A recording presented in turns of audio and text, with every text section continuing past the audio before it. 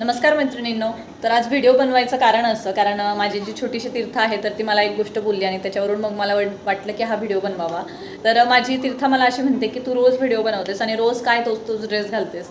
आता तिला कोण सांगणार, मी एक छोट्या 10 महिन्याच्या बेबीची मम्मा आहे, त्यामुळे फिडिंगची गरज खूप वेळेला पडते आणि अशा वेळेला आपण कम्फर्ट, स्टाईल, फॅशन सर्व काही बाजूला सोडून बाळाचं कम्फर्ट जे असतं तर ते सर्वात अगोदर बघतो. आणि त्यामुळे हा अगदी कॉटनचा मऊ लुसलुशीत असा ड्रेस आहे जो की दिसायला फ्रॉकसारखाही दिसतो, त्यामुळे लुक छान येतो. त्यामुळे मी मोस्टली तोच वेअर करते आहे सध्या तरी, कारण उन्हाळाही चालू आहे त्याच्यामुळे अगदी कम्फर्टेबल आहे.